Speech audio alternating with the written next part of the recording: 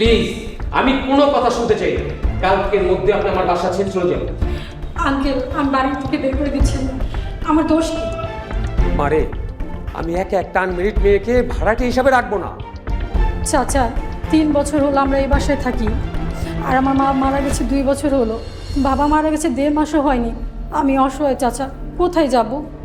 সেটা আমার দেখার বিষয় না। আজকে মাসের 28 তারিখ, 1 তারিখ আসতে আরো 3 দিন সময় আছে। এরই মধ্যে আপনি একটা ব্যবস্থা করবেন। চাচা, মামা, আসসালামু আলাইকুম। ওয়ালাইকুম সালাম। জয় বাবাজি। জয় বাবাজি, আর বলো না, বাড়িওয়ালা হওয়া একটা যন্ত্রণার বিষয়। এই মেয়ে, তুমি এখনো দাঁড়িয়ে আছো কেন? যাও।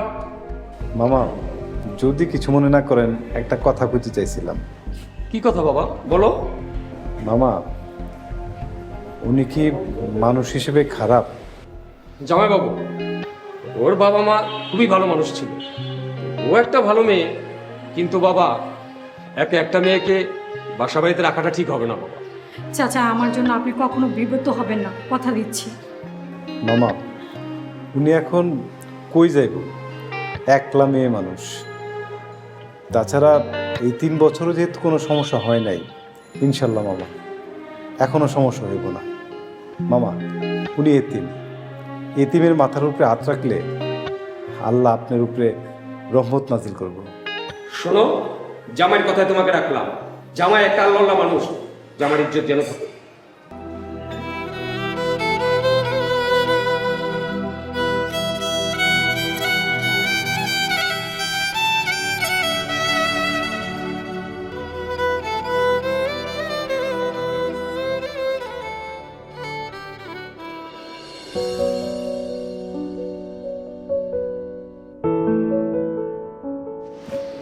আসসালামু আলাইকুম, কেমন আছেন? ওয়ালাইকুম আসসালাম। আল্লাহর রহমত, আলহামদুলিল্লাহ আমি ভালো আছি। আর নামাজ যাইতেছি, আসি। আমিন সাহেব, একটু কথা ছিল, 2 মিনিট। জি বলেন। আমিন সাহেব, আমি আজ জানতে পেরেছি আপনি রাবিয়ার স্বামী, এটা কি ঠিক? জি, আপনি সত্য কথা বলেছেন। তাই তাই তো বলি, এনামুল আঙ্কেল আপনার কথা রাজি হয়ে গেল কেন? আপনি তো আসল বাড়িওয়ালা। মানে আপনার কথা ঠিক বুঝতে পারলাম না। মানে আপনি জানেন না, এই বাড়ির মালিক রাবেয়া, আপনার স্ত্রী।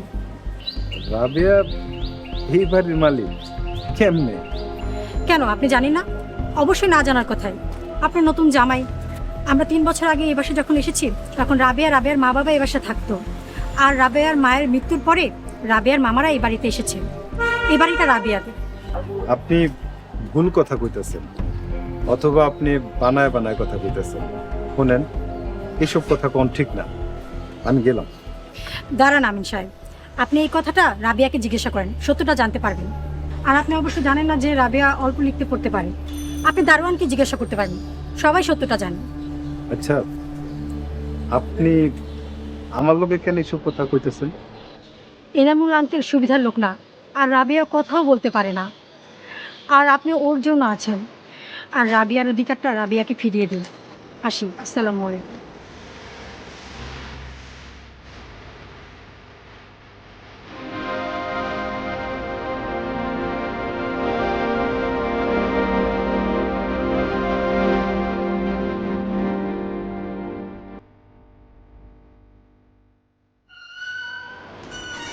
আসসালামু আলাইকুম।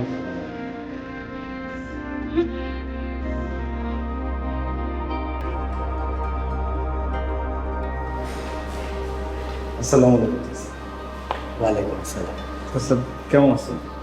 ভালো আছি স্যার। চাচা, একটা কথা জিজ্ঞামো, সত্যি কথা কইবেন? বলেন, সত্যি জানা থাকলে কুম। চাচা, এই বাড়ির মালিকের নাম কি? চাচা, নিচের দিকে মাথা দিলেন কেন? কথা কম। স্যার, সত্য কথা কইলে আমি বিপদে পড়তে পারি। যদি মিথ্যা কথা কই, তাহলে একটা অবলা মানুষ ঠকবো। কি কমো বুঝতেছি না। চাচা, আপনি সত্যি কথাই কন। আমি আপনার কথা দিতেছি, আপনি সত্যি কথা কইলে বিপদে পড়বেন না, বরং আপনার এই সত্যি কথা লাইগা একটা অবলা মানুষ তার ন্যায্য অধিকার বুঝে পাইব, আর আল্লাহ পাক আপনার আখিরাতে পুরস্কার প্রদান করবেন। স্যার, এই বাড়ির মালিক মৃত রমজান আলী। উনি 1 বছর আগে ওনার একমাত্র সন্তান রাবিয়া খাতুনকে লিখে দিছে। চাচা, সত্যি কথা কর লেগে আপনার অনেক ধন্যবাদ। স্যার, আরেকটা কথা, বোমা মায়াটারে এই বাড়িটা ফিরাইয়া দেন। এনামুল সাহেব ভালো মানুষ না। ঠিক আছে, আসসালামু আলাইকুম। ওয়ালাইকুম আসসালাম।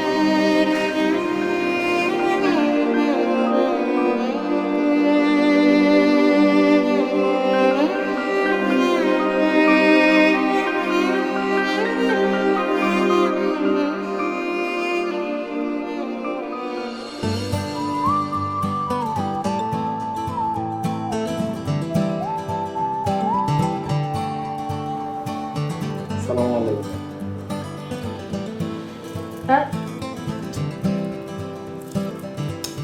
এখন চা খামো না, ঈশার নামাজ পড়া একবার এসা ভাত খামো। আচ্ছা রাবিয়া, তোমার সম্পর্কে একটা কথা শুনলাম, তুমি নাকি লিখতে পড়তে পারো। মাশাল্লাহ মাশাল্লাহ, তোমার লাগিয়া অল্পই অনেক। রাবিয়া, এই বাড়িতে আমরা কত বসা বসা খামু। মানুষ আছে না, মানুষ তো মন্দ কইব। এটা যদি তোমার বাপের বাড়ি হইতো, বাবার বাড়ি হইতো, তাইলে কোনো কথা ছিল না। আমি একটা চাকরি নিতেছি মাদ্রাসায়, তুমি আর আমি একটা বাড়ি ভাড়া নিমু। রাবিয়া, তুমি হাসতেছ কেন?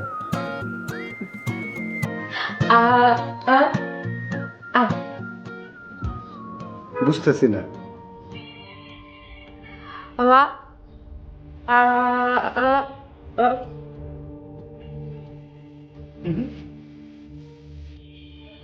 বুঝতেছি না। আচ্ছা, তুমি কি আমারে কাগজে কলমে লিখে বুঝাইতে পারবা? আচ্ছা, কারণ আমি কাগজ কলমে লিখতেছি।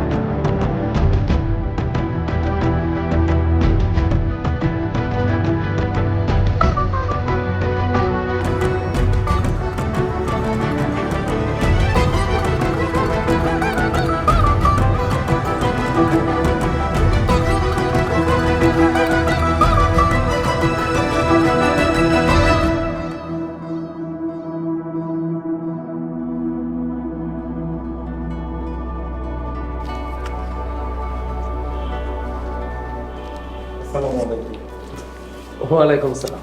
বাবা বসো।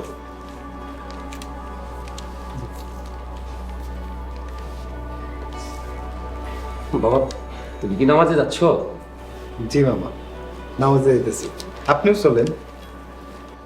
মামা, 24 ঘন্টার মধ্যে আমরা খাই দাই কাজকর্ম করি, অথচ আল্লাহ পাক রাব্বুল আলামিন মাত্র 5 ওয়াক্ত নামাজ নির্ধারণ করে দিয়েছেন। আমরা সেটাই পালন করি না। নামাজ মানুষকে সত্যবাদী করে, সৎ পথে পরিচালনা করে, মানুষকে পবিত্র করে। বাবা, আমি সব সময় সত্য কথা বলি, সৎ থাকার চেষ্টা করি। সাথী, জামাইকে চা দিয়েছো? আমিন, বাবা তুমি এখনো চা খাও নাই? আরে আমি তো তিথিকে বলছিলাম চা দিতে, ও মনে হয় ভুলেই গেছে। আচ্ছা দিচ্ছি আমি। না মামা, আমি চা খাবো না। মামা, আপনার একটা কথা জিজ্ঞাসা করি। করো। এই যে এত বড় একটা বাড়ি, আচ্ছা মামা, এই বাড়ি থেকে প্রতি মাসে কত টাকা ভাড়া আসে? কেন বাবা, হঠাৎ এই প্রশ্ন? রাবিয়া কি তোমার কিছু কইছে? রাবিয়া কেমনে কইব? রাবিয়া তো কথাই কইতে পারে না। আমি চিন্তা করছি আমি আর গ্রামে যাবো না, এখানে একটা মাদ্রাসায় চাকরি নিতেছি। আচ্ছা মামা, আপনার এই বাড়িতে একটা ফ্ল্যাট নিলে কত টাকা ভাড়া দিতে হইব? আরে পাগল, তোমরা আমার বাড়িতে থাকবা, ভাড়া নেবো কেন? রাবে আমার একমাত্র ভাগ্নি, ও আমার বাড়িতে থাকবো। না মামা, একটু কোন, আপনার কাছে জানতে চাইতেছি। সে বাবা, এই বাড়ির এক একটা ফ্ল্যাটের ভাড়া 35,000 টাকার মতো। তোমার এই মাদ্রাসার চাকরি দিয়ে আমার এই ফ্ল্যাটের ভাড়া দিতে পারবা না। না না, তোমাকে ভাড়া দিতে হবে না, এই বাড়িতে তুমি এমনিই থাকবা। মনে করো এটা তোমারই বাড়ি। রাবিয়ার কপাল, আপনার মতো একজন মামা আছে তার। শোনা যাবে না, তোমাদের ভাড়া দিতে হবে না, তোমরা এই বাড়িতেই থাকো। শুক্রিয়া বাবা, শুক্রিয়া। মামা, আমার নামাজের সময় হয়ে গেছে, আসি। আসসালামু আলাইকুম। ওয়ালাইকুম আসসালাম।